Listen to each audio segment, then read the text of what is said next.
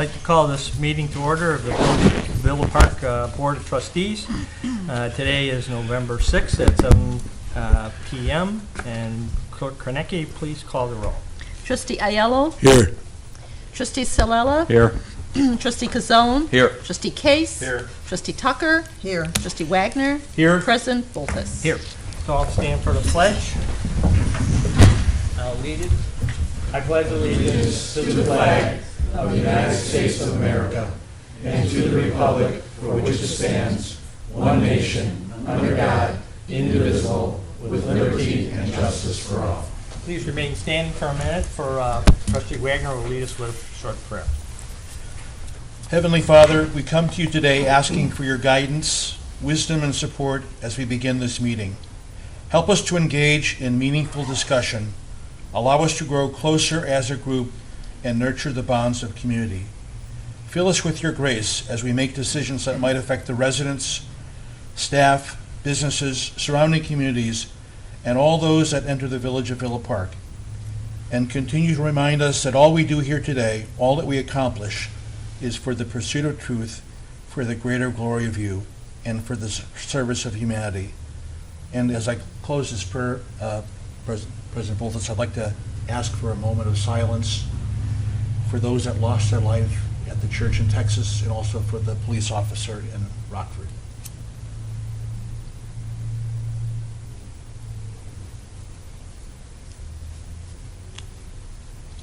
Thank you. Amen. Okay, we're going to make a little change here real quick. Sid Bird would like to make some comments on, I believe, probably on Veterans Day, right? You're absolutely right, Mr. President, and board members, and even the assembly. On this coming Saturday, November 11th, we will be putting on a Veterans Day ceremony at, hopefully, at the Cortese Veterans Park. However, the weather forecast is not good, so that if it stays the way it is, it says right now, rain, snow, and 35 degrees, we will be at the Veterans Hall, the VFW Hall, 39 East St. Charles Road. And you're all invited. In fact, when you come, which I hope you do, please let me know so that I can at least introduce you. And if anybody wants to say anything, we would be most happy to let you talk, because I do have a book that can be going too far. Sorry about that. And on Thanksgiving Day, of course, it's been our tradition to take sailors from the Great Lakes and give them a beautiful, beautiful Thanksgiving Day dinner. And we're going to do that again this year. Well, we have had as high as 200. They determine how many we've got, and we've been told we will have 50 this year. And we always have volunteers. Sometimes we have more than enough, but I would say this, the sailors, there are probably 6 weeks in boot camp, and it's probably the first time they're exposed to the discipline of what would be the military, or that much discipline. They're getting away from home, or, oh yeah, everything goes. And they're very appreciative of coming out. The meal is fantastic, and all the volunteers eat after the sailors too. And so anybody who comes out and helps, we have 2 Thanksgiving dinners. We do have computers, telephones for them to use. I think there's about 7 televisions that they can watch all of our television and football games all day. And but most important is that they love to talk to somebody other than somebody wearing a uniform. For instance, the boys, the young men, I should say, they like first to talk to girls of their age, which of course boys always do. And young ones come out and do that. Secondly, they like to talk to older women as mother figures. And third, they talk to us old guys, and we tell sea stories to each other. We expect to have the sailors in about between 9 and 9:30, and they'll leave probably around 5. And anybody that comes out for that is most welcome. That the Veterans Day will start the program at 10:30 sharp. 10:30 sharp on November 11th. And thank you very much for giving this the privilege of talking to you. Well, thanks for the update, and thanks for everything you do at the VFW. You're a real asset to the community. Please pass that on to the commander for us, okay? Thank you. Thank you. I've got something else I have to do tonight, another appointment. And for an old guy, I don't know how I've done all the things when I was working. Well, I'd like to stay and watch you work and critique you, of course. I won't be able to do that. Well, we always replay on the cable, so you can always watch there. I watch it. Okay. Very good. With that, we will move on to public comments on agenda items. Before we on agenda items, they're all basically everything on the agenda. If you have any comments or you would like to make at this time, we allow 3 minutes. Most of you, I believe, have signed in with Clerk Kornecki, but if you didn't, we'll still have time for you too. So 3 minutes, and just have your comments, and the trustees up here will be making notes and keeping track if you have any questions or items that they would like to address when we get into the actual agenda item. So, Clerk Kornecki? Yes, the first one is Sarah Kuema on item number 9.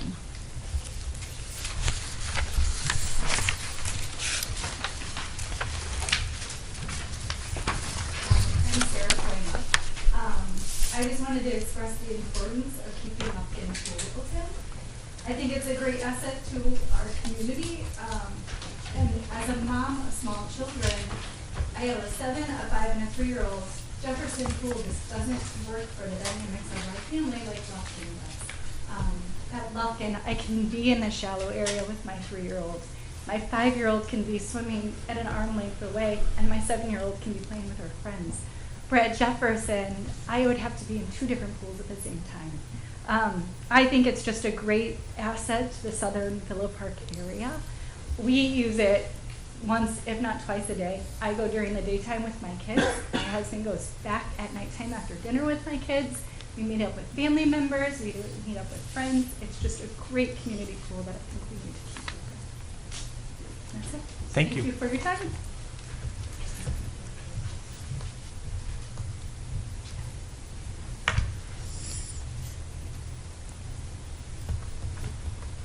Okay, the other person is, we have a Steve Seaton, also on item number 9. Hello.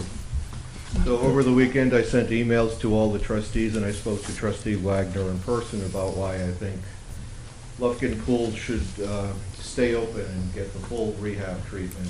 So I won't repeat those points I sent in the email. Those of you who responded, thank you.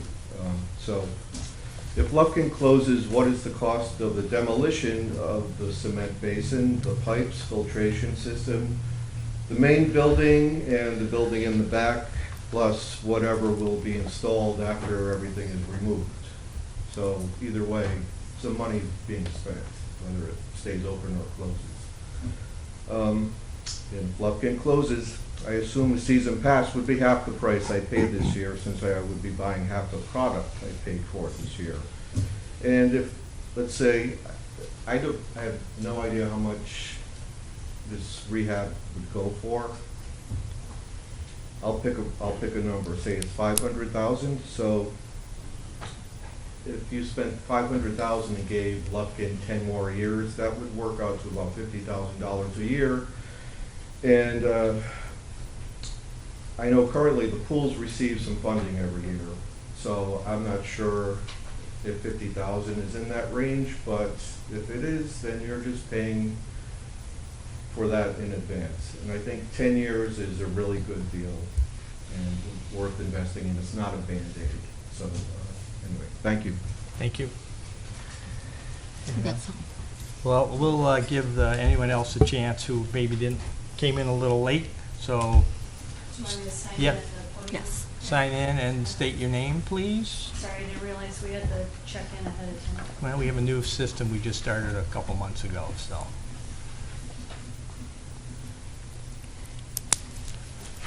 All right, I'm Jen Burns. I reside here in Villa Park. I've been frequenting the pool since 1970-something. I've worked at both facilities. My family has attended both facilities. I'm also currently on the Park and Rec Commission, but I'm up here today just as a private citizen.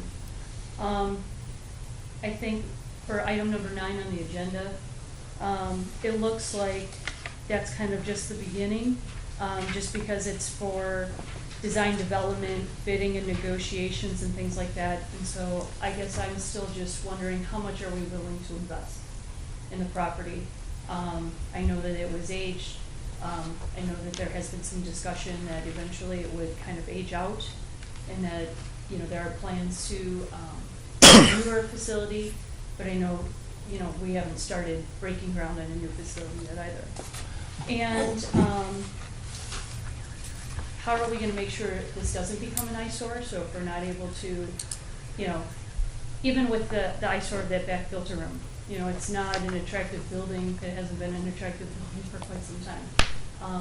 But if there aren't other renovations that can be done, how can we make sure it just doesn't look like this terrible hole in the ground that's just collecting kind of murky water and things like that?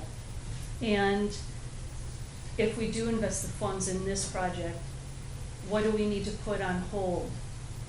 What can we not address? Because now we're addressing this issue.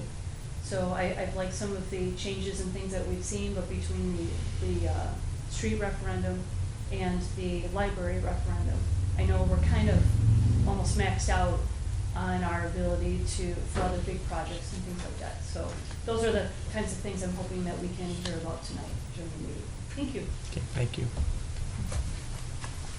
Sign in, state your name. My name is Wendy Granrath, and I've lived in Villa Park for almost 40 years. I was a young mother bringing my children to Lufkin Pool, and now I'm an old woman bringing my grandchildren, so we're second generation. What I would like to say is, since I have been a resident for as long as I have been, there's always been a question about Lufkin Pool, and I would like to see this board being the board that truly does something. There have been Band-Aids put on it 17 years ago, but it is also a facility that it just fits Villa Park, the north end, the south end of town. Jefferson Pool, as the first speaker said, it is not conducive to young families and young swimming. It's also overcrowded when the daycare, the Park District kids come in the afternoon. You have 2 facilities that have served the community well. I think it's time to invest after 17 years in a little more money to keep the South Side residents happy and to have 2 facilities. We've lost a lot of the perks for being in Villa Park. We've lost over the years a number of taxable businesses that would bring money and funds into the city, but I think you owe it to the residents to do something for them. Thank you. Thank you. Anyone else? Okay, we will move on from there. Okay, any amendments to the agenda? Any of the board members have any amendments? Seeing none, we'll move on to the consent agenda. Consent agenda, minutes from the board meeting of October 23rd, 2017, and bill listing for the week of October 23rd and October 30th for a total amount of $1,171,884.64. Do I have a motion for the consent agenda? Trustee Kazan? Mr. President, I'll make the motion. Do I have a second? Trustee Ayala? Second. Any questions, comments? Seeing none, roll call vote. Trustee Case? Yes. Trustee Wagner? Yes. Trustee Tucker? Yes. Trustee Silella? Yes. Trustee Kazone? Yes. Trustee Aiello? Yes. President Bolfus? Yes. Item 6, first reading of an ordinance of the Village of Villa Park, DuPage County, Illinois, amending the number of liquor license, and that would be a Class B license. Manager Keener. Thank you, Your Honor. Deborah Negub of the proposed Beverage Liquor Hub, a potential retail store located at 302 East St. Charles Road, is seeking to obtain a liquor license for the business.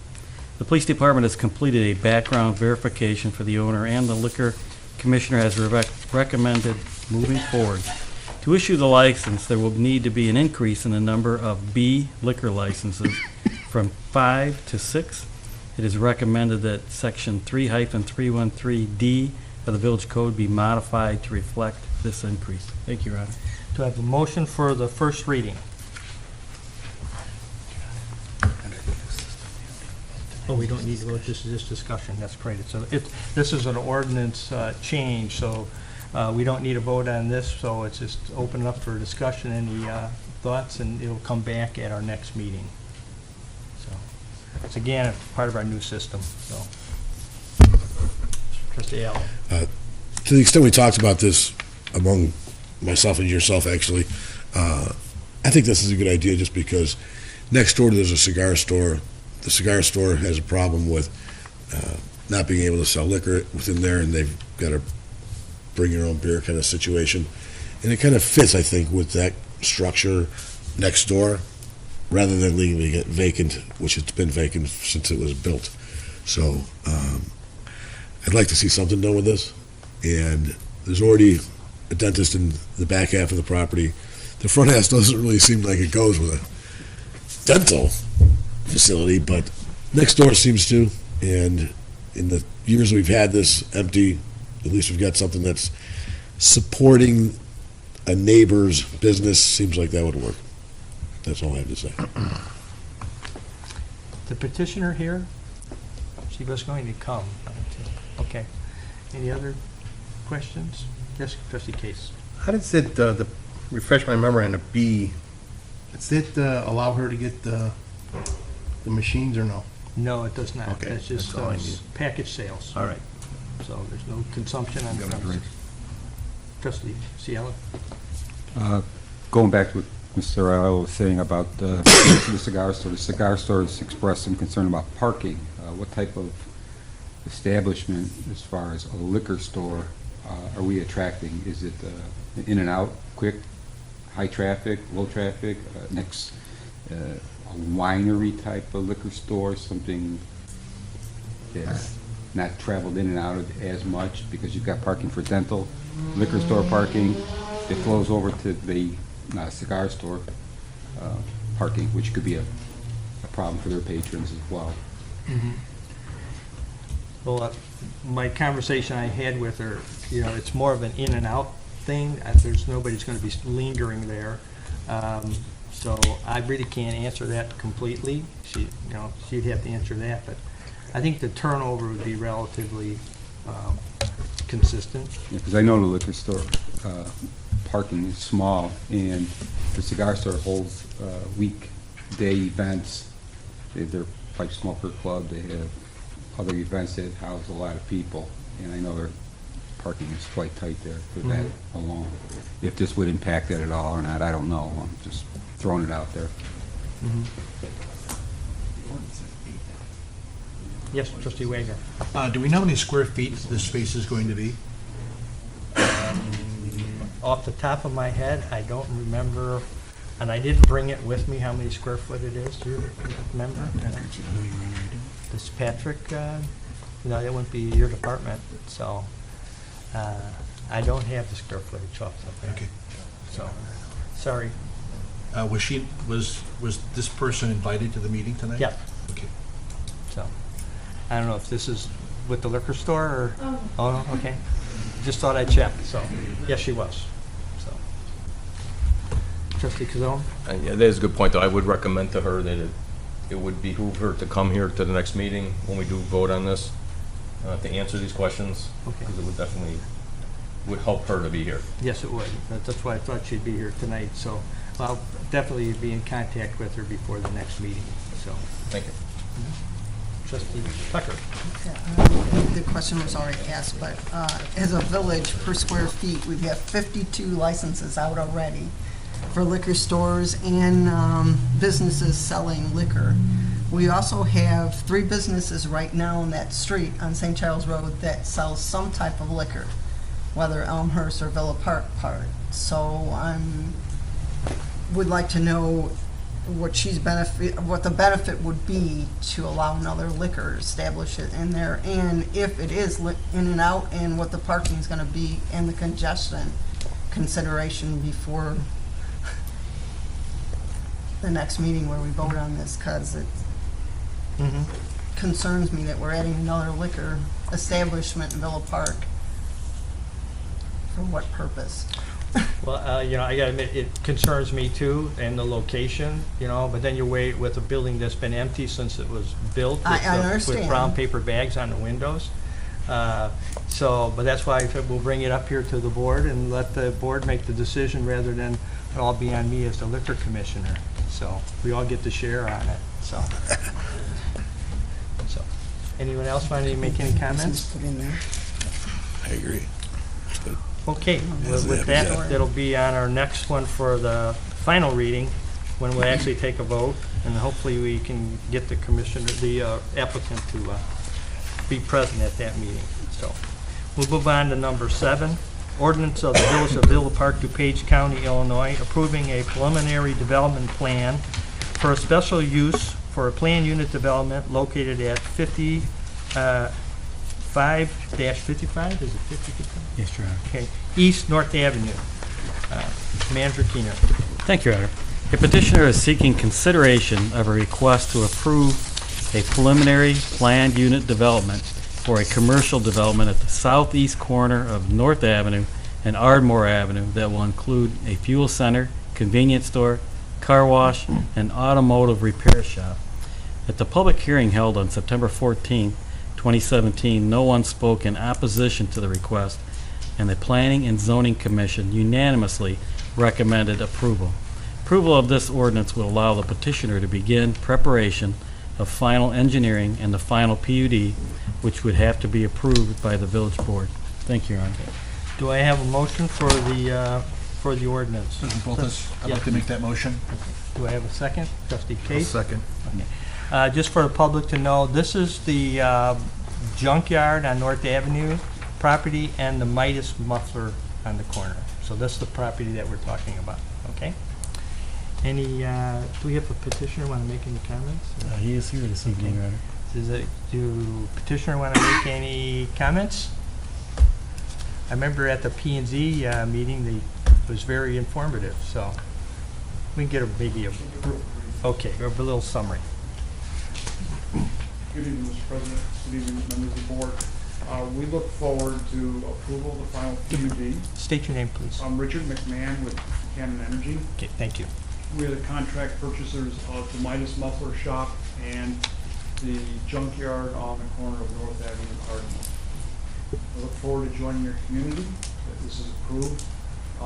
We have plans, I think, starting tomorrow. The current owner of the junkyard will be moving everything out of there because it doesn't get paid unless everything's off the site and the building is boom clean. And so there's a lot of motivation to do that, and they've been doing something a little less than what they needed to do as of, well, that ends today. And then there's another company who's going to pay to just come in and take all that material out. So we're looking to close in December on this. And the plan is then we would begin remediation of the junkyard, tear down the building, and remediate the property in accordance with the state laws and regulations of the Illinois EPA. They've all worked that out. We know what we have to do with the soil. And once that is done, then we will build the automotive repair shop that would be most likely Midas. Midas will then leave on or before April of 2019. That's when their lease ends, and then we would then begin building on the other side of the store. Now, they could move quicker than that if the remediation and everything gets going and it gets finished quicker. That's our plans for it. Maybe that we can become a tax-paying citizen and help fund some of these other things we've talked about in the community. look forward to your approval. Thank you. Any questions or comments from the board? Trustee Wagner? Just to comment that I think this will be a major improvement to that corner. I think the junkyard, we all agree, was kind of an eyesore, so, thank you. It's been there since 1929. I was surprised with that. 1929. I didn't know it was there that long, so that was even before me. So. Thank you. Anyone else? Any other comments or questions? Trustee Kazone? A couple of questions on, and I don't know if it's going to relate to you, sir, or Patrick. One of the comments that says that staff came up with was a freestanding sign close to North Avenue. And it stated that it's a single pole, but it looks like it's has a brick base. That's true on that one? Okay.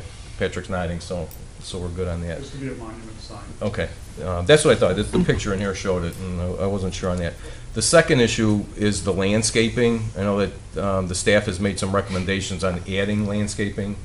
Will that be taken care of once everything is done? And Patrick's nodding again, so good.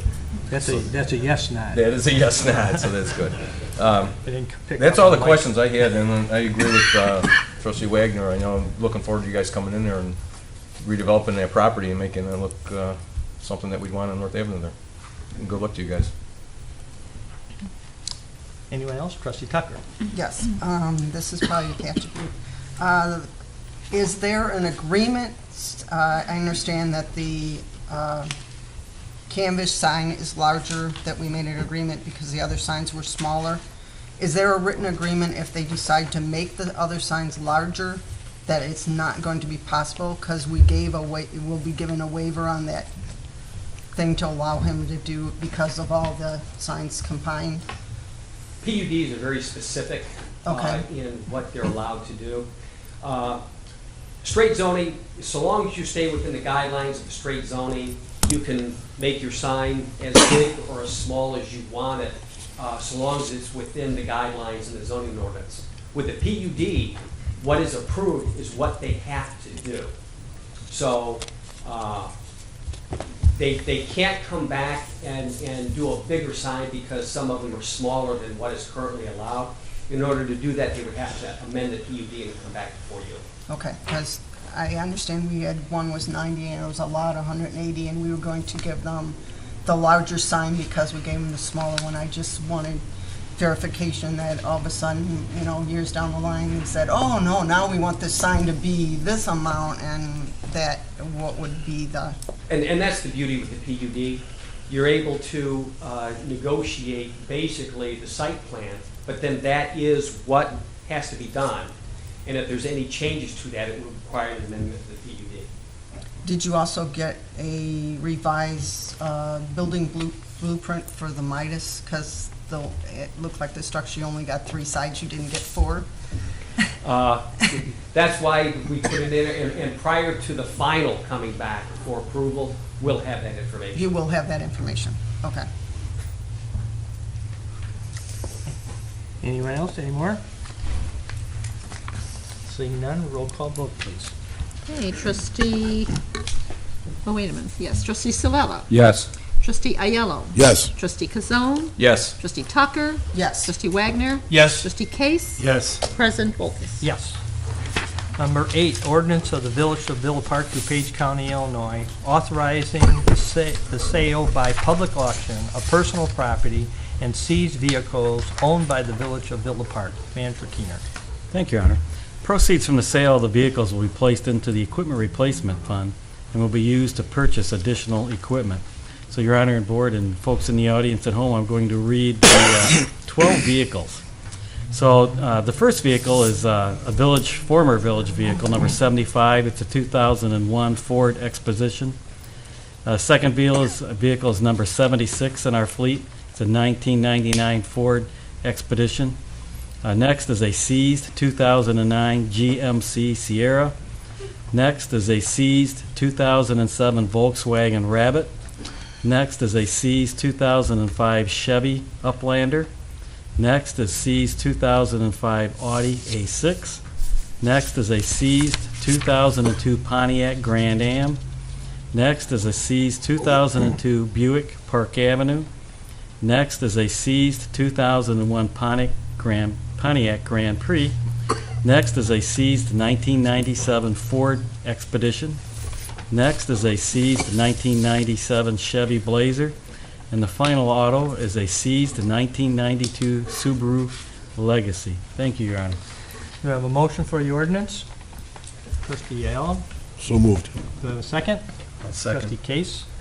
Okay, any questions or comments? Seeing none, roll call vote. Trustee Salella? Yes. Trustee Tucker? Yes. Trustee Kazone? Yes. Trustee Wagner? Yes. Trustee Aiello? Yes. Trustee Case? Yes. President Bolfus? Yes. Item number 9, resolution of the Village of Villa Park, DuPage County, Illinois, approving an agreement with William Architects for aquatic engineering services for the filtration renovation project of Lufkin Pool in the amount of $25,000. Mayor Keener. Thank you, Your Honor. Lufkin Pool requires significant repairs in order to be operational for the 2018 swim season. Williams Architects has submitted a letter of proposed agreement suggesting repairs, including, among others, replacement of the existing pool vacuum DE filtration system, relocation of the acid storage and acid feed system, replacement of the existing main drains and main drain piping, and a new backwash holding tank. This agreement provides for design development, construction documentation, bidding, and negotiations and construction administration of the project. Funding for this agreement would come from Swimming Pool Fund account number 41-502-03-299. Thank you, Your Honor. Do I have a motion for the resolution?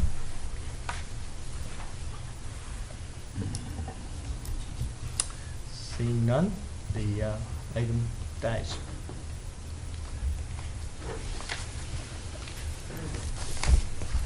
With, yes, Trustee Kazone. Actually, I think we just need to have some discussion on this. Obviously, this is a point of contention with the village as far as what we're going to do here. I think one of the problems that we have is we don't really have a good cost handle on the cost of what it would take to do all of this. And this $25,000 that we would spend is for the entire project, correct? For them to do from design to, obviously not for the cost of the construction, but the oversight and the design of it. That's what that $25,000 is, correct? Yes, in Your Honor, may I? Yes, go. Yes, I thought there'd be a first, or a motion and a second, then some discussion. So let me elaborate just a little bit. We okay, Your Honor? Yeah, we're okay. Okay. On this. So the agreement that we're looking at currently, item number 9, is a $25,000 agreement which will provide Williams Architect the capacity to move forward and do the design, etc., of the items that I mentioned.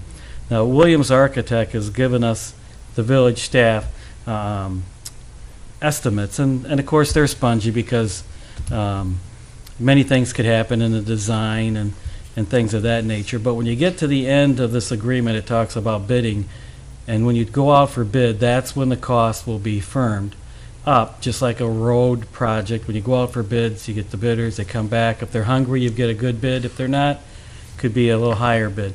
But the estimates for this particular project range from $300,000 to about $330,000. Again, that's an estimate. That's without the liner, and that's it does include the drain. In my thought process, it's a large sum of money, but it is a quality of life issue as well. And I've had folks look at me and say, Keener, why haven't you or our staff or the village put a ton of money in the pools? Well, quite honestly, and this is my answer from many times, is that since 2008 and 2009 and the downturn in the economy, village staff, or the village I should say, it's down about 22 full-time positions and has really never recovered. And as I tell staff, and the board knows this, that I tell staff, the amount of the employees that we currently have is what we're going to have for a long, long, long time. And in the private sector, in 2008 and 9. They felt the crunch quickly. In government, we lag a year or two, and then you feel the crunch. And so what we've done since 2011 and 2012 is we've recuperated by putting money in public safety. Most of you have known that we had a fire truck that went to a call, went over the railroad tracks, and the tank, the gasoline fuel tank, fell off on the railroad tracks full of 88 gallons of fuel. So that was rusty. It was about, Chief, 25 years old. So we focused on public safety. So we replaced the fire truck, we replaced 2 ambulances, we replaced some other automobiles in the fire department. We, on an annually basis now, replace 3 squad cars and maybe a detective car every once in a while. And then we recently just replaced some dump trucks and plows. So we've focused on public safety so that we can plow the streets, so we can respond to fire, so we can respond to other events that require the police. And at this particular time, we put money in the budget every year for Jefferson Pool or Lufkin, whichever one happens to need the funding, along with salaries and things of that nature. Is it enough? Probably not. And in this particular case, the liner at Lufkin Pool has been deteriorating for probably 4 years. And some of you may say, Keener, you're kind of funny, but this is what we did a few years ago.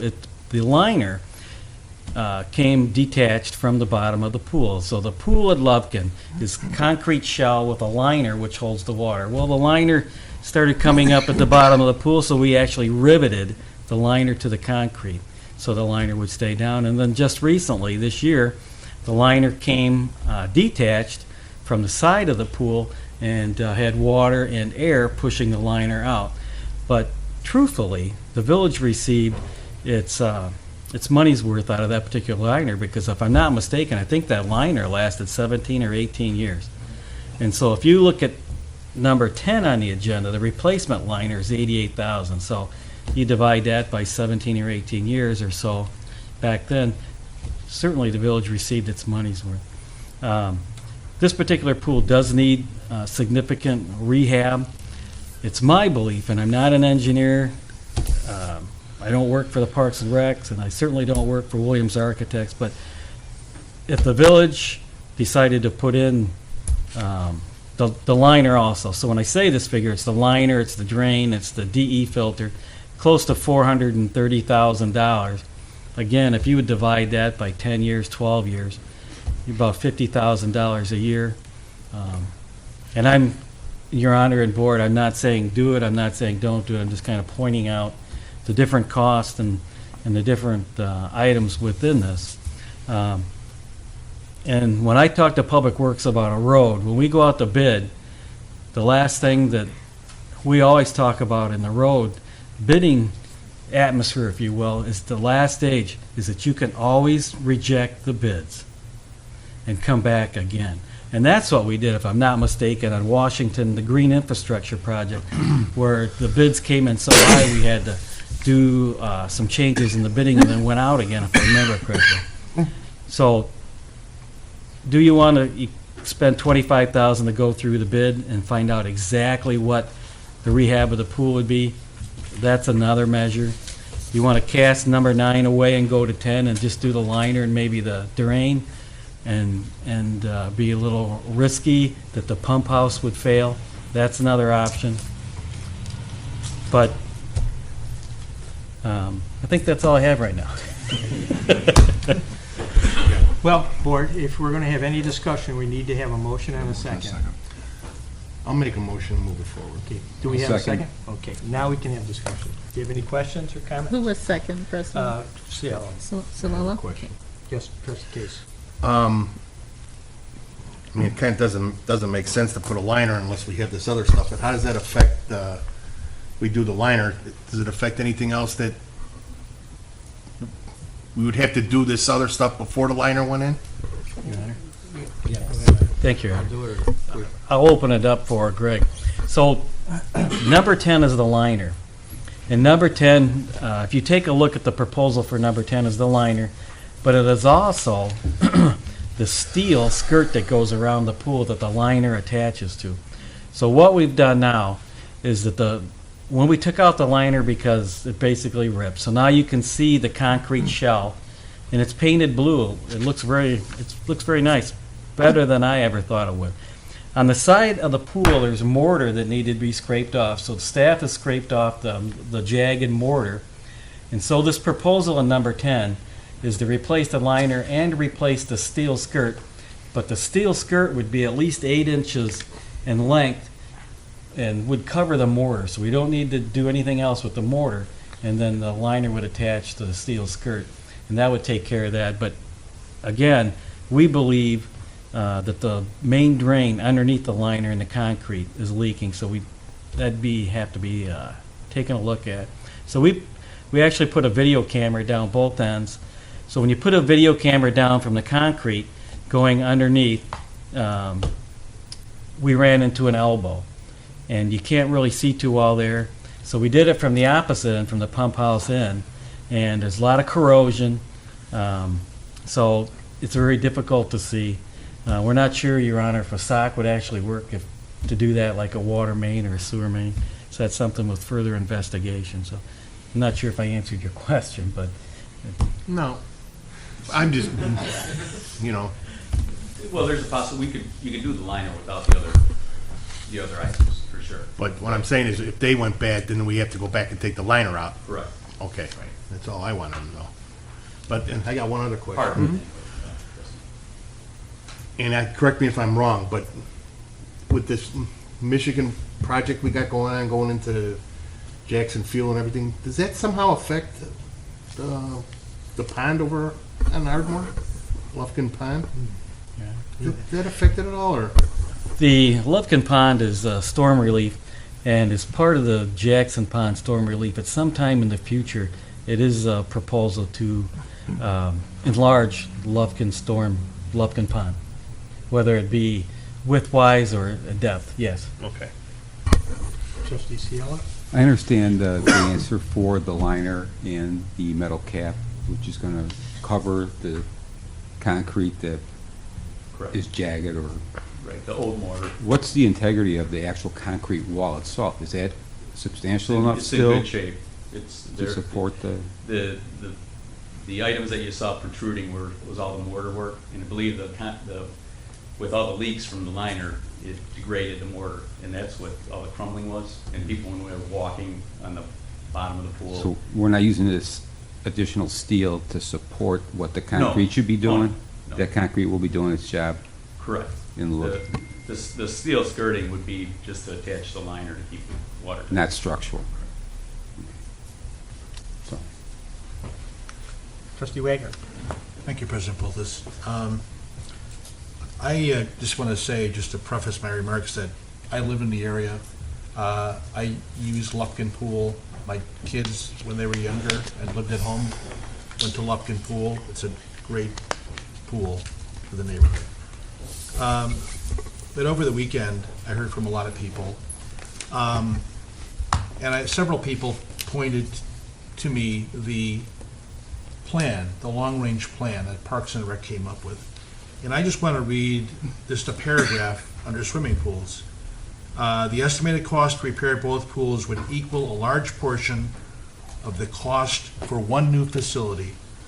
This fiscal analysis needs to be carefully considered.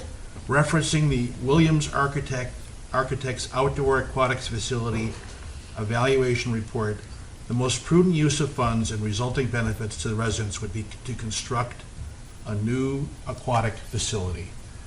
And my concern is here, if we're going to spend $430,000, this doesn't get us any closer to a new aquatic facility.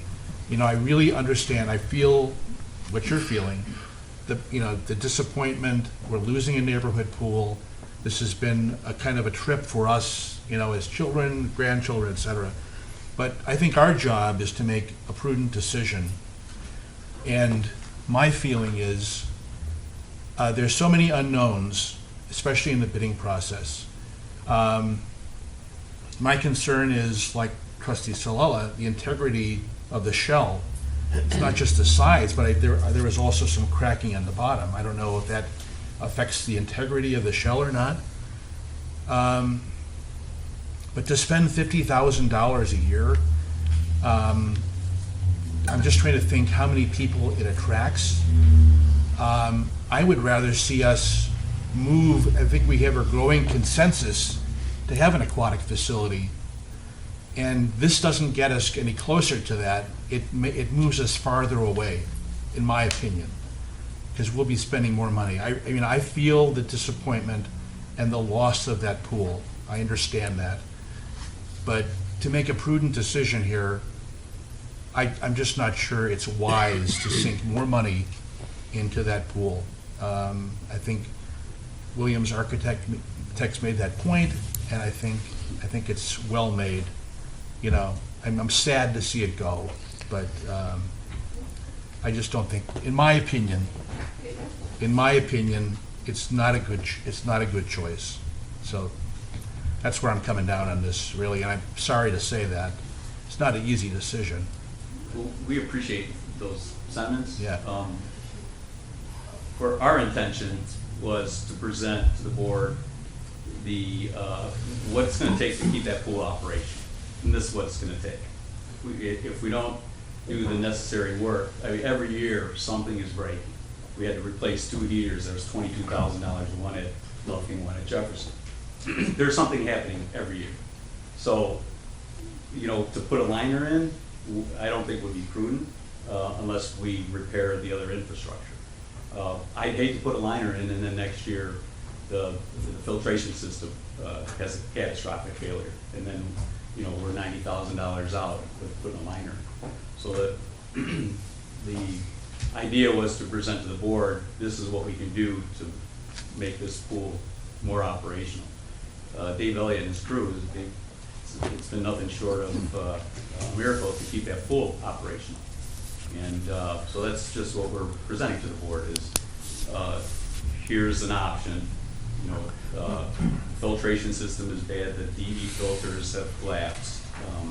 You know, actually the destruction or the failure of the liner was kind of the domino, the first start of everything else. And so because that liner failed, you know, when we ripped it up, what are we gonna do with the other mechanicals? And do we wanna just propose putting the liner in without addressing the mechanical issues?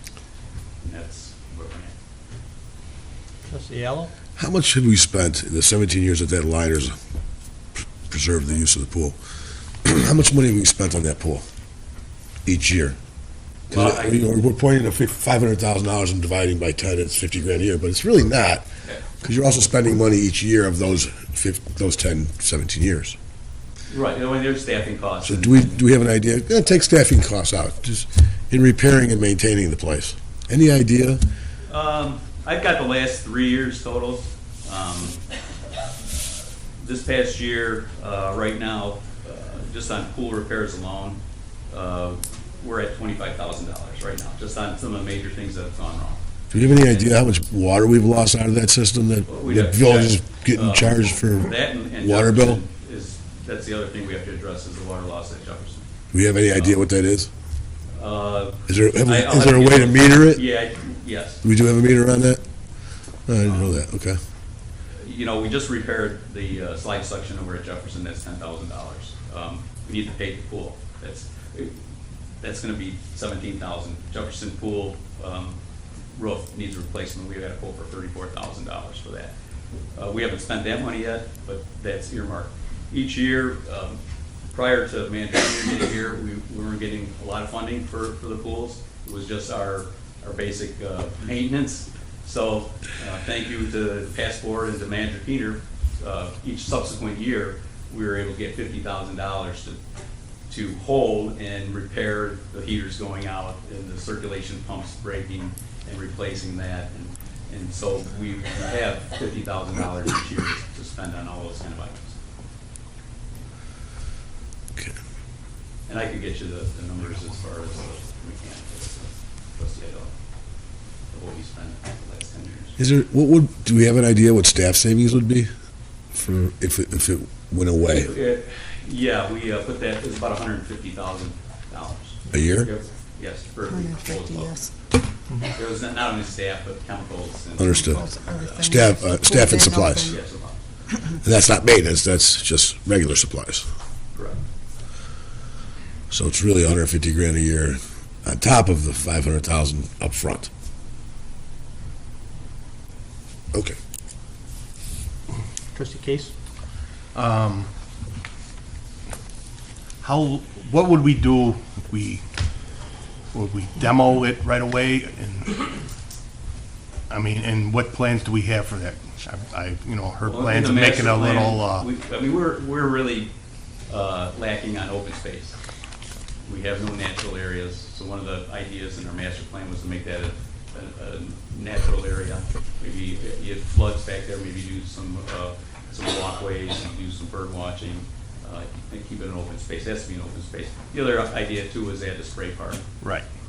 Well, But if I may, yes. Mr. President, isn't there a covenant on that land that says we have to Open make space. open space, or it's only open space? It has to be open I space. believe it's open space. Open space, not a pool. No, not that I have to double check. Okay, not that you don't have to do exactly the same kind of pool. You could do a top pool or some water stuff that's It related. has to be maintained as a pool. Okay, interesting. I have to check on it. I thought I did, but I'll look again. It could be. I think we did when we did the master plan. Yeah. I think you did check into that it had to be open space and that we could do the spray park. That's what we If we were. kept to the spray park, that was Right, tied. that's what That made tied it. to it, that we had checked in it when we did the master plan on whether it had to stay a pool. Trustee Case? Yeah, since I've been up here, I've had two really high goals, and one was, this gentleman over here did me one, get rid of the junkyard, thank you. Two, to get a rec center, but I love to see it stay open, but I can't see us throwing us all this money back into it. Staff would love a new pool. Believe me, Oh, I know, It's but- less challenging to. Yes, I'd like to see a date or some kind of, in the future when this new one's gonna be built. Well, I know we've been working on some kind of Yeah. funding options. Mr. President, in order to defend staff, I mean, they can't spend that kind of money unless we tell them to spend it. So, as much as I wish staff would come up with a solution to this problem, apparently you can't because we can't give you the money. So, I don't think that, it doesn't fall on staff at this point, it falls on us. Because we've got to find a solution and guidance for them to be able to give them something to run with. They can't run with something unless we give it to them on this kind of issue. This is it's a real tough question that I'm sure we all been struggling with. And the master parks plan that you referred to about the goal is, what we all have is for a new rec center and a new pool. But the reality is that right now, with our financial situation, I don't see that happening anytime soon. My personal opinion, I don't have the actual numbers to back it up, but I would say it's going to be at least 10 years before we get into the financial position where we could consider having a rec center. And then we have the problem, where would we put it? Because if you want a pool, an indoor pool, you want a rec center, you need a pretty good sized piece of property. There's been some places kicked around where it could go, but all those places have limitations. So, basically the question is, do you want two pools now, or do you want one pool for the next 8 to 10 years? So, to me, that's the question. So, and as you know, the people on the south side of town love that pool. I must admit, my kids all went there. We took my kids there. My wife and the kids were there all the time when they were little. So, but I'm still I understand the money part, and why put good money after bad, but the other alternative is you only have one pool, and it's on the north side. And you're right, it's not set up the same as the Lufkin pool. So they're really two different, and as the kids got older, my wife would take them up to the north side. So it's it's a tough one, so, but that's why we're here, right? We're supposed to make the tough decisions. Oh, yeah. So, and with that, I'll go over to trustee Kazone and get his words of wisdom here. Do we have any numbers since the last 6 months on a rec center, and have the Parks and Rec Board come up with plans that, are potential, that we could afford? I know there was a while back we were looking at indoor, outdoor pools and, $15-20 million. We have some estimates on a 30,000 square foot recreation center, they're rough estimates. Yeah. Well, how rough are they? I have that, I'll just have to find that paperwork. Bear with me. When we passed the road referendum and the library bond issues, we're maxed out. We're not going to be going out selling any bonds for some time, so. Well, I have the numbers, however, there is a caveat, because it was from Tom Lalonde of Williams, and I'd like to thank Williams, because they've done a lot of work on the site without them charging us. So thank you to those folks. For the last 2 years, they've submitted some conceptual plans, they've made presentations. We haven't retained them, so, and we haven't spent any money, so they've done it all for no cost, so thank you to Williams. But Tom Lalonde, the indoor rec center, 30,000 square foot, is roughly $350 to $385 per square foot, which is $10.5 to $11.5 million. And he says this information is being given to help establish an order of magnitude cost, and is not a representation of what the final project cost will be. And he says this because invariably somebody down the road will say, you told us it was going to cost this much. So we really, and I take that with, and I want to note that, because it depends on the type of amenities you have in your facility. But the 350 to 385 a square foot, is that still? Did that have a pool in it? I don't recall. No, there was separate. Right. We had a outdoor pool, indoor pool, rec center. So that was just a rec center? Right. The rec center is 30,000 square foot. It's 10.5 to 11. And they had to pull on top. 350 to 385 a square foot. Now, Lombard had just built theirs. Their rec center that they're building right now was significantly less. They just got a good price on the bid. How much did they pay for their pool, A couple of years back? I don't know. Gina, do you have? What, at Lombard? Yeah. At least 10 million. 10 million? That's an aquatic center, though. Mm-hmm.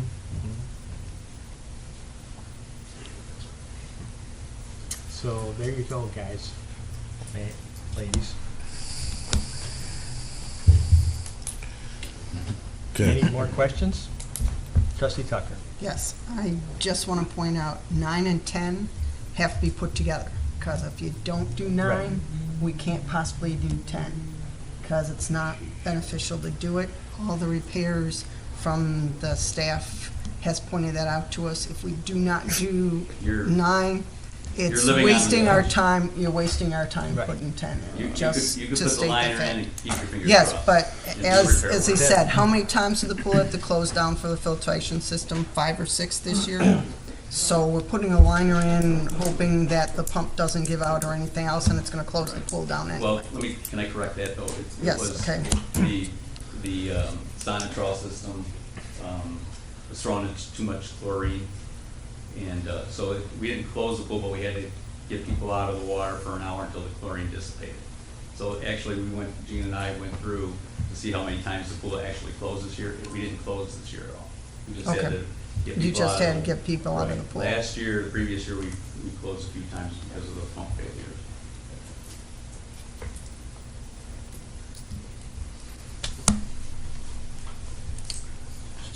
Any other comments? If not, we're gonna go for a vote, so. Okay, roll call. Okay. Trustee Wagner? No. Trustee Aiello? No. Trustee Kazone? Yes. Trustee Tucker? No. Trustee Case? No. Trustee Salella? No. President Bolkus? Yes. So with that, the motion fails. And I would entertain, well, let's talk about item number 10 then. Let's move on to 10 and we'll run that one up the flagpole. Get a motion? Yes, but first let me read it. Resolution of the Village of Villa Park, DuPage County, Illinois, authorizing the purchase of a liner for Lufkin Pool in the amount of $88,492. Manager Keener. Thank you, Your Honor. Prior to the close of the swimming season, the pool liner had worn down and several tears were evident. This allowed water to seep behind the liner into the shell of the pool, pushing the liner into the swimming space. The liner has been removed and must be replaced if the swimming pool is to be operational for the 2018 swim season. Aquapure Enterprises Incorporated of Romeoville has proposed the installation of a new pool liner for Lufkin Pool in the amount of $88,492. Funds for this purchase would be taken from Building Improvement Fund account number 67-502-02-402. Thank you, Your Honor. Okay. Trustees, if you want to talk about this item, I'm going to need a motion and a second. If you don't want to, then you have no motion. So we're going to have a motion to table if you'd like. Do I have a motion? Music going on. I'm going to make a motion. Okay, we have a motion and we have a second from Ciela. Case first. Case and, yeah, thank you. Okay. Okay, any questions or comments? Wow. Any questions or comments? I have a Go ahead, Trustee Case. question, Greg again. I'm having a hard time,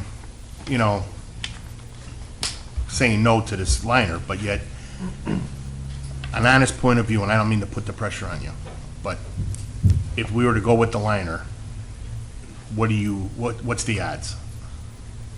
I asked Dave that question, and 1 to 2 years we might be able to get out of it. It's tough to say. I hate to say we can get through 2 years and then next summer we put the liner in and then the filtration system fails. If you look at the last 7 or 8 years, we've been making do with what we have. The pipe would burst. I don't know if you saw the pictures with the water all over the place, and we would repair that. The heat would go out. So there is we can do the liner and take our chances. I can't put a percentage on it. Yeah, I'm really getting tired of, say so Band-Aids, but God, I hate to. Well, it wouldn't be just the liner. You have to do other repairs here too. You have to take care of the slide. We do have to take care of the You slide. got a leaky pipe. We get a quote on the slide. We just redid the slide at Jefferson. We have to do the slide suction. We had the pipes come into the water, and that's Illinois Department of Public Health is frowns upon that. They changed the regulations. So we already did Jefferson. That cost us $10,000, and we ran the drain underneath the pool. So we did that. So we could probably go out and get a bid for that. The diving board is deteriorating. We have to replace that whole thing. So there are some items that we have to take care of. We don't have to do the slide. We just take it out of commission. And what's our income on that pool? Or what do we, roughly? I don't know if I brought that.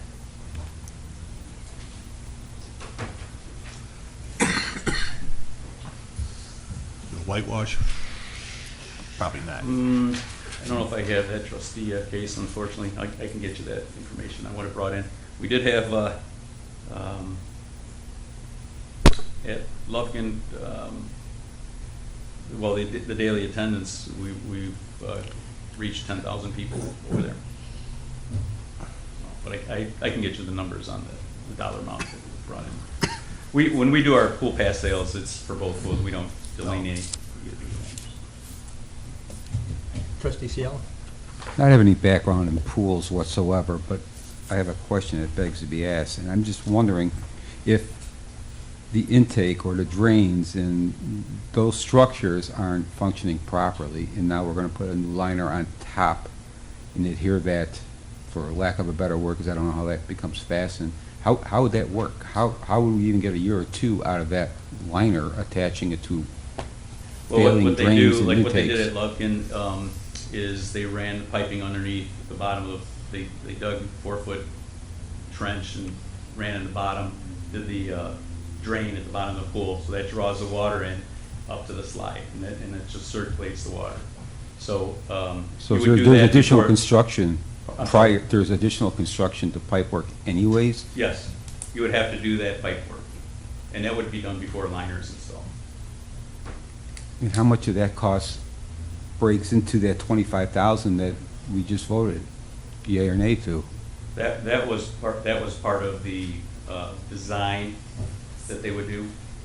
And then you would have to go out to bid. Yeah, I We've guess I'm got confused. quotes for the Jefferson pool, and this Clearwater pool gave us a quote back at $10,000. So either way, there's piping, construction, rehab Correct. If we want to needed. keep the slide operational, we'll have to do that. And that's from Department of Public Health regulations. Trustee Kazal? So you're probably looking at another maybe $20,000 or $30,000 to, if we add all the piping and the slide and diving board. I can reference is Jefferson, they Yeah, gave us a just- quote, it was $10,000. Just like an order of magnitude, so say roughly 30,000. It might be the same for Lufkin that it was in Jefferson.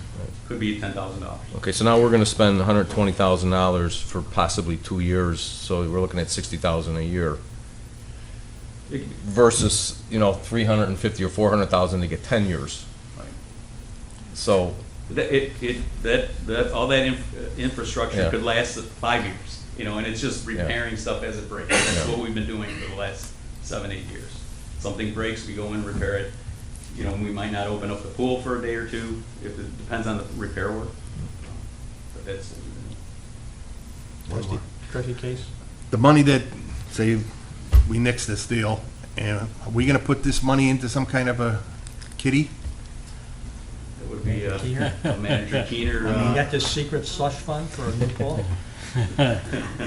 No, we'll go towards the new Dream Rec Center. We can certainly attempt to put some money away in this budget that we'll be drafting shortly. And we can present that as we do every year for the annual budget and see if it stays in.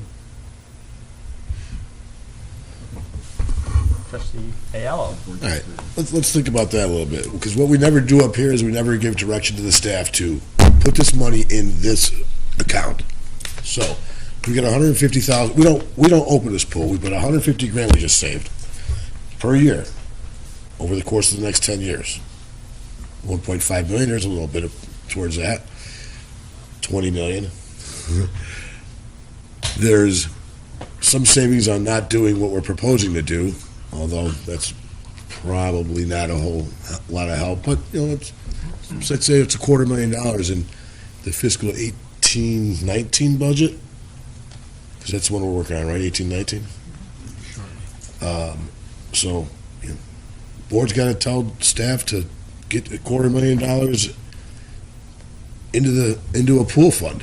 And it's a really strange thing, and on this side, on government side, the thing that I've never understood that really is bothersome is the way that budgeting works. Because you don't really get to budget that way. You don't get to, hey, someday I'm going to need a new house. Let me save this money up front, and then when I get to the point that I need the new house, I'll have the money. It works backwards. Yeah, that was the same question I was going to ask too. Maybe we can a little explanation how municipal finance would work in that situation from our finance director. He's just chomping at the bit to get up. And I think that's an excellent idea, because the way it really works It's is, different than your home budget. yes, it's very odd. So instead of what, this wouldn't go for 250,000 plus another million or so, so call it 1.5 million over the course of the next 10 years. Rather than making that a reserve fund, because you can't do it that way, because that's not the way government finance works and government budgets work. Instead, that becomes a source to fund a loan. So how much of a $250,000 per annum savings with this pool, theoretically, in my head, assuming it's a $250,000 savings, how much can I fund saving that $250,000 a year? Well, it depends on how long you want to. I want to do a 50-year bond, 30-year bond. I want to do a 30-year bond. Typically, I'd like to do a 50-year bond if you could find one, but typically you could go up to about 20 years. So if we do about a 10-year bond at about $250,000 a year, that's $2 million that you would be able to generate in terms of, if we were to borrow that money, we get about $2 million. We double that, then it's about $4 million, about $250,000 in repayment a year. So we have a couple different options with that. You can save and spend and put it in a reserve, so just squirrel that money away. That's what we've been doing for the fire truck and the equipment reserve fund, making a contribution every year. If you look at the budget on that equipment reserve page, we have money that we're accruing every single year. And that's something that could be done as well for the swimming pool, for a swimming pool, for a recreation center, or for a future facility of some facility to be determined. So that money can be set aside and grown as time goes on. You can use reserves from other funds, other general governmental funds, like the corporate fund, or other funds that may have some money, not necessarily water fund or sewer funds, things that have been generated for specific purposes, but things that are tax generated for general purposes, we can set that aside and use that money for a facility like that. So you can either borrow money or save and spend as time goes on. So we'll look at different revenue sources that might be able to use to pay back the money on any bonds that we would particularly generate. Where are we at on, another big number in my head is our pension funding. Do you know where we're at on police and fire percentage pension funding? They're both about 60% funded, I believe is the latest number. We just got the latest numbers. It's essentially remained unchanged the last year. Okay. The returns, but and the life tables we're using now are 06? they're all updated. Updated to what year? 2014 or 14? 2015, and each one of them with the public safety Yeah. modifiers. So Okay. where are you going with the pension thing here? Well, because Yeah, in regards to the you can pool. promise to allocate money to The pools and the you can always pool, take and then it all out of a and sudden you shift it. need money, because what ends up happening is you need money for something else, and you go, we could take that pool money and solve Right. that problem, and then that would get, since we already got over the pool hump. That was And going to be that's my what next hit- question too. How secure is that special Right. fund? Well, I mean, it's not secure at all. It's secured by your board. Right. If your next board tells you, hey, thanks for saving the $1.5 million over the last 5 years, that could be gone with the board that's there in the 6th year. Mhm. So always a risk. Trustee Wagner. Since we're talking about municipal finance, I hope this is not digressing too much. It's brought up the fact that with the library referendum, road referendum, we're kind of at the limit of our indebtedness. Mhm. Am I saying that correctly? When in the future would we be retiring bonds so that if we would decide to undertake another major project, when would you envision that it would be maybe wise for us to do that? We're repaying about $3 million worth of bonds every year. So that lowers the amount of bonds that are part of our limit, attributed to our limit. So every year we free up some capacity, but with the road bonds, we still have another almost $5 million of road bonds that need to be issued, a little over $5 million for library bonds that still need to be issued over the next couple of years. Those all count towards our debt limit. So I don't know the exact timing and the date on when that capacity is available, but we're repaying that constantly. We can have a bunch of payments in December that lowers our bond indebtedness, so it frees up that capacity. And those bonds the referendum bonds, those have all been strategized and placed into our calendar and all of that. So, if I may, Go ahead. Bobby, okay? Confused If me. I ask? This $3 million that we're retiring per year, is it not okay for us to think of that as $15 million in 5 years that will come back to us to borrow? On the assumption that we're going to then fund the library, we're going to fund. I think it's not that simple. Because in the numbers we have in our available funds that we think of as available, we're not allowed to use more money because we're maxed out, because those bond funds for the road and bond funds for the library are already in our thinking. There's two sides of the bond equation. Okay. One is the legal debt limit. So that is the amount of outstanding bonds that we can have at any one point in time. The other side of it is, how are you gonna pay that back? So without the referendum capacity to levy the property taxes, we can't just issue $15 million worth of bonds. Even if we have the capacity, we don't have any mechanism to pay it back. And with the referendum, the voters have said, put it on my tax bill. So there has to be that ability to pay those bonds, no matter what the capacity you Yeah, have. okay, understood that. We're not saying this comes back to us in our pocket. We're saying it's coming back to us to be able to go to the voters and say, hey, now we've got $15 million available if you want to spend that credit worthiness. Right. Okay, deal. Okay, going back to Trustee Aiello's question, at what point do you think we'd be able to go to the public and say, we'd like to referendum $15 million? I don't know when, in effect, within the next couple of years, one of the next few years. I don't know the exact year we'd have $15 million in capacity. Like I But said, it could be as low as 5 years or as Yeah. great as 10 years. So Correct. within 5 to 10 It years. depends on the other activity that we have going on with the other outstanding bonds that we have. Depends on whether we get a 2008 hit again too, right? Yeah.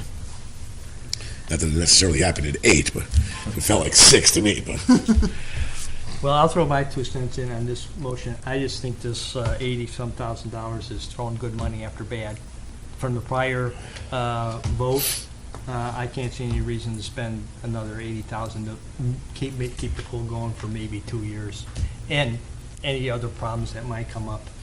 I think the answer to the question was in the prior item. So that's my opinion. Anybody else? We'll have a roll call vote, please. Okay.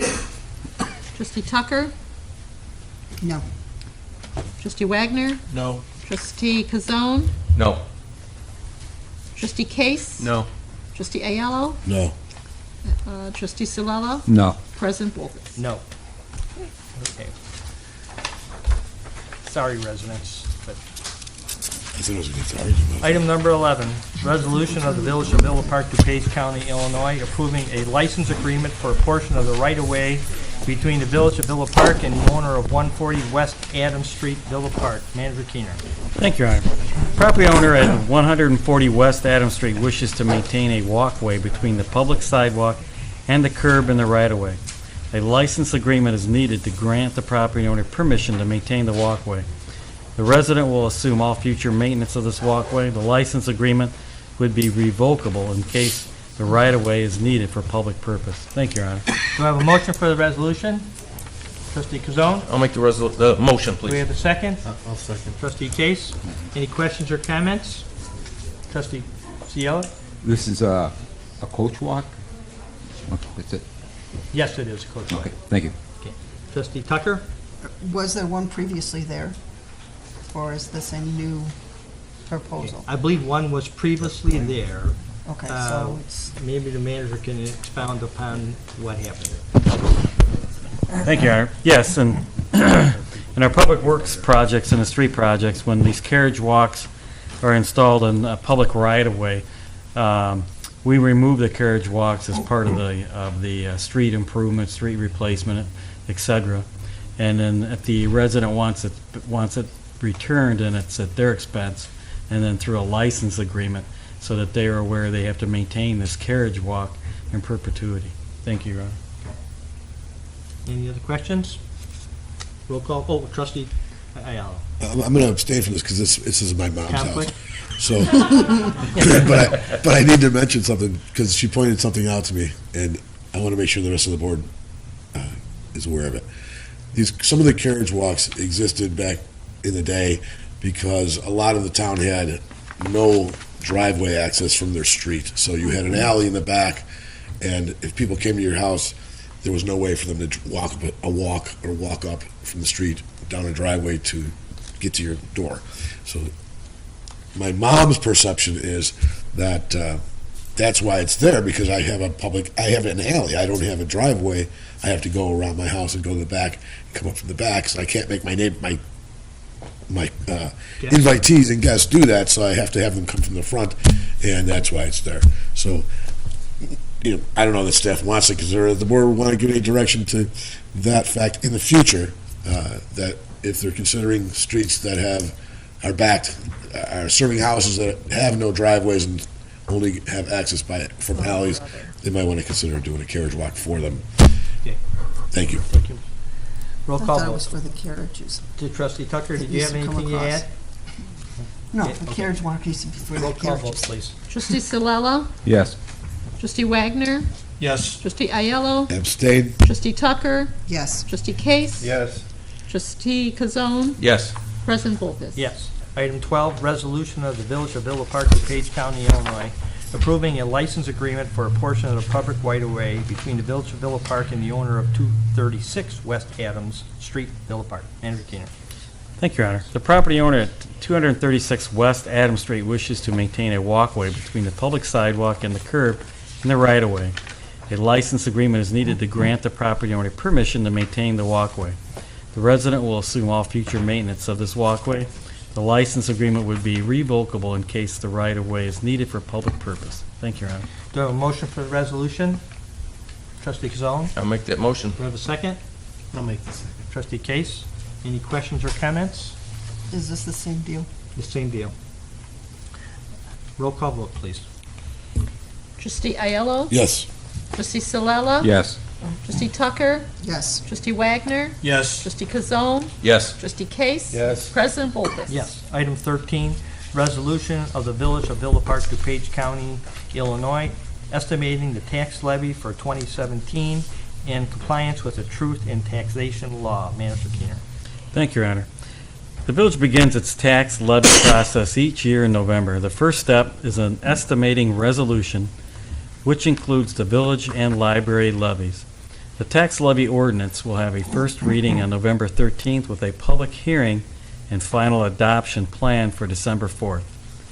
The village is a tax cap community, so the majority of the levy can increase by the lesser of CPI, which is 2.1% this tax levy year, or 5%.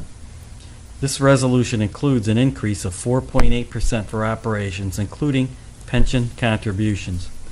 There is an increase in debt service of 13.2% after planned abatements due to the first series of referendum-approved library bonds.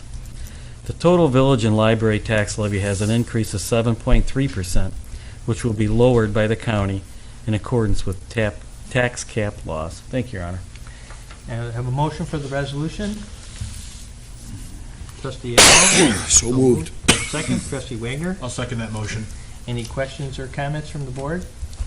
Trustee Kazone? A question on the pensions. Are we increasing the percentage that we're putting in this year? Manager Or- Keener. Thank you, Your Honor. Yes, we are. Thank you. Anyone else? Trustee Tucker? Yes, is this to give the approval to set this across so that we know? I'm trying to understand what this text, the reason we have to make the amendment to do this. Is this giving direction Give Manager for the? Keener. It does get confusing, so. Thank you, Your Honor. Actually, this is not an amendment. This just tells the public, hey, the village is looking at its tax levy, it's budget season, and we do this on an annual basis as part of the budget process. So we'll do the estimating resolution tonight and then proceed to do the final documents for the tax levy. And then for staff, we'll start looking at next year's budget and formulating next year's budget. And just as a reminder for Your Honor and board and folks in the audience at home, we'll be switching fiscal years to a calendar year. So this budget cycle is going to be a little unique for staff, where we'll be looking at the 12-month followed by an 8-month, which I believe on January 1st, 2019 will be on a calendar year cycle. Thank you, Your Honor. One more question. Go ahead. Is this a resolution that is required? Is that why we're doing it? Is because it's required by the state to do it, and that's why it's being brought Yes. for us to do it? Okay. And there'll be more public hearings on it down the line. Okay. Anyone else? Seeing none, roll call vote. Trustee Kazone, Yes. trustee Case, Yes. Trustee Tucker? Yes. Trustee Salella? Yes. Trustee Wagner? Yes. Trustee Ayello? Yes. President Volpus? Yes. Item 14, resolution of the Village of Villa Park, DuPage County, Illinois, authorizing acceptance of a proposal from Avery Dimensions for the traffic jet sign print system. Manager Keener. Thank you, Your Honor. The Streets and Forestry Division of the Public Works Department has identified the current sign machine, a 25-year-old sign face printer, for replacement. Staff requests authorization to purchase one Avery Dennison Traffic Jet 1638 print system directly from the manufacturer in an amount of $46,727.30. Funds are budgeted in the Street Improvement Fund in account number 60-502-10-401 for this purchase. Thank you, Your Honor. Do I have a motion for the resolution? Trustee Allo? So moved. Do I have a second? Second. Trustee Case? Second. Any questions or comments? Trustee Wagner? How wide a variety of signs can we make besides street signs, Manager Keener? stop signs? Banners? Thank you, Your Honor. Yes, in the material I was reading the other day, it's limitless. So we can do the street signs, we can do stop signs, we can do banners, we can do wayfinding signs, and so it's much more intuitive. It's probably not the best word than the 25-year-old machine that we have right now. And additionally, the amount includes toner and laminate and things of that nature. So this is quite a nice machine that will last us for many years if it's approved. But limitless on the signs. We're all excited if it's approved tonight. It also seems like it's more automated too. You know, you set it up and you could sort of go do something else while it's printing out the signs. So, yes, anything else? Sorry. That's it. That's all I have. Trustee Do you know if this piece of equipment is capable of doing what I believe is called light-like, where it's not just putting a reflective coating on tin that reflects a message or a street sign or whatnot back at you, but it also illuminates light that's being placed upon it, almost like it's being lit up from behind, as other communities have, like Lombard. If you drive down Wilson, just going past the Village Hall, those signs jump out at you, not in a reflective base, but in a light format. I think that's a new requirement, is it, from the I believe state? you're referring to retro reflectivity. Better word for it? It sounds good. That's what you were talking about. Yeah. Okay, that's where it reflects the light back at you, no matter what angle the headlight is shining at it. That's been a requirement for at least 10 years. And this machine's for all capable of that? regulatory signs. So yes, this would be capable Okay. of producing retro reflective signs. Excellent, thank you. Say that again? Twice. Retro reflective. Anything else? That's all. Thank you. Anyone else? Trustee Tucker? What will happen to the machine we have? Is it so outdated that it's not worthwhile, or is it gonna make? Do you want it? Well, we would offer it to another department if they want it, but I will warn everybody, it runs on DOS. Oh, it's that outdated. Okay. Understandable. Is there a warranty on it? Warranty on it, Vedas? Does this On come the with a new one? warranty? Warranty? I would imagine so, but I don't know for sure. No. Those things have a 1-year warranty. How much? 12 months. 12 months. Thank you. Yes. 12 months in the agreement. Yeah. Trustee One Cielo. last question, I'm sure it's pretty obvious, but is there training that goes along with this purchase? I'm sure there is, but I'd like to hear yes. Yes. Okay, good enough. I just mean. Any other questions? Roll call vote. Trustee Kazone? Yes. Trustee Tucker? Yes. Trustee Ayello? Yes. Trustee Case? Yes. Trustee Wagner? Yes. Trustee Salella? Yes. President Volpus? Yes. Item 15, appointments to boards and commission. Community Pride Commission, Leslie Ellison C.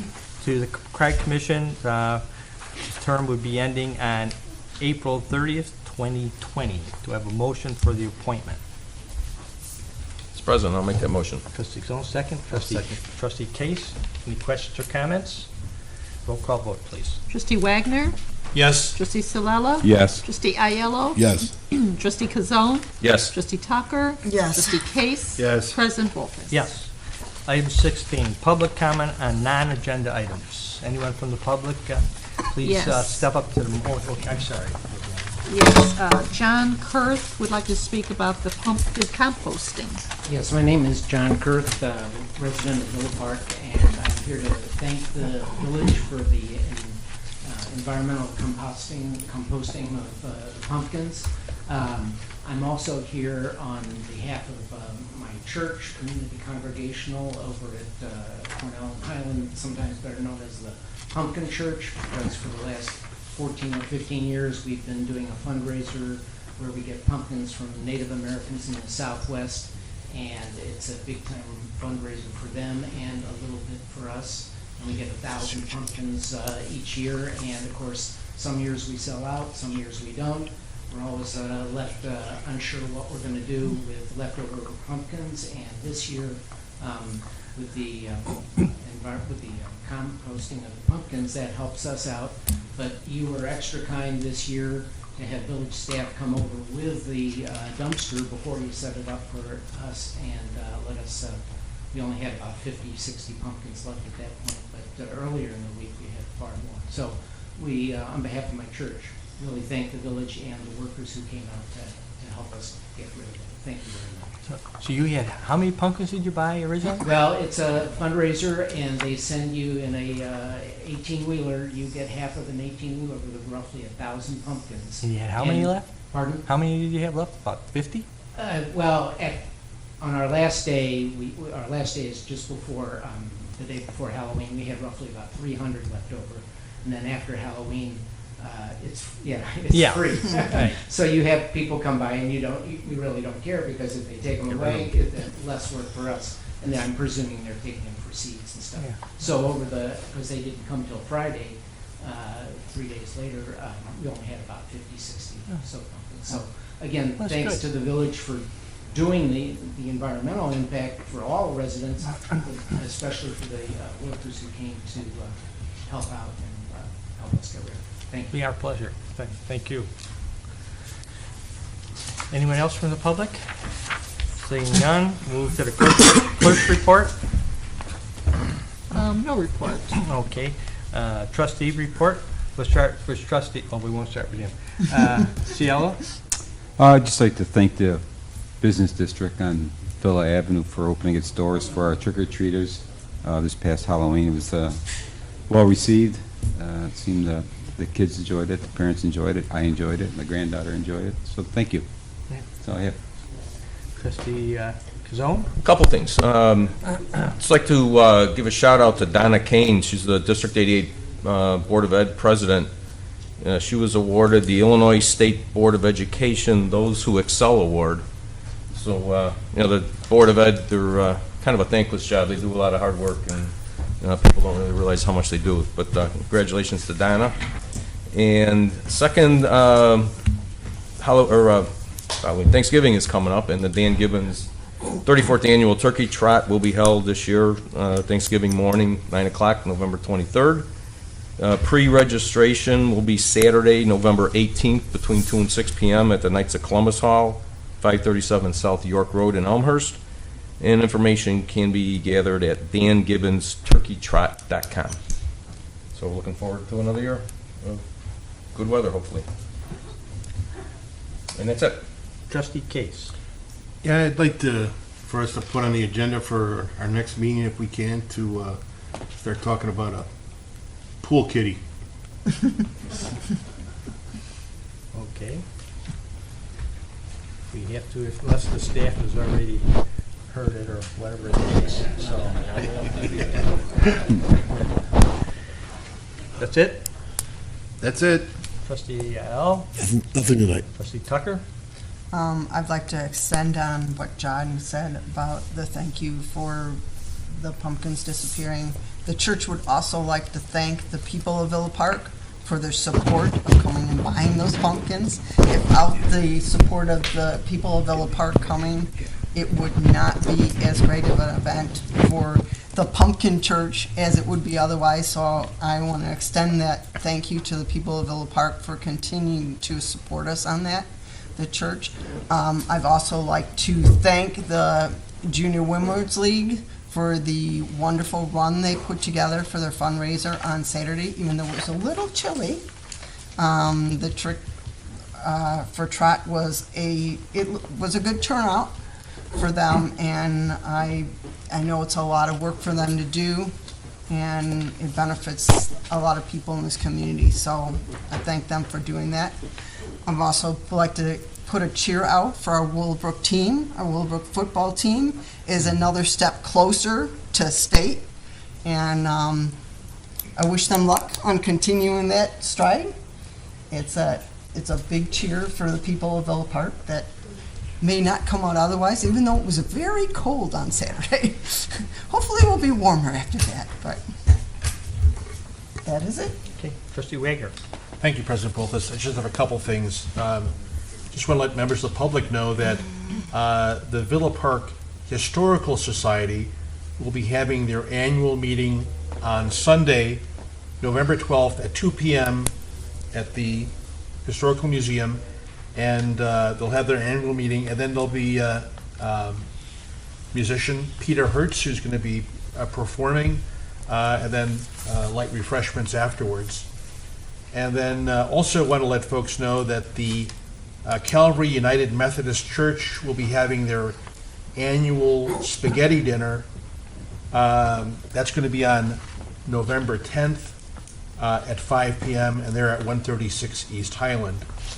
And since we all have pumpkins on the brain, I just want to thank staff as well for picking up those pumpkins.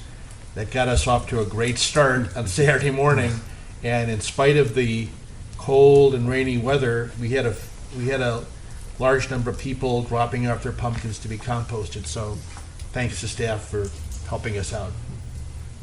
And that's all I have. Thank you. President's report, I have nothing except I just want to remind the public that our next board meeting is on November 13th. That'd be next Monday at 7 o'clock. And with that, we'll move on to the manager's report. Your Honor, I just wanted to thank staff for disposing of the church's pumpkins. We did have a fun time smashing those in the dumpster. Never had the opportunity to do that before. So thank you, Your Honor. I passed. With that, do we have a motion to adjourn?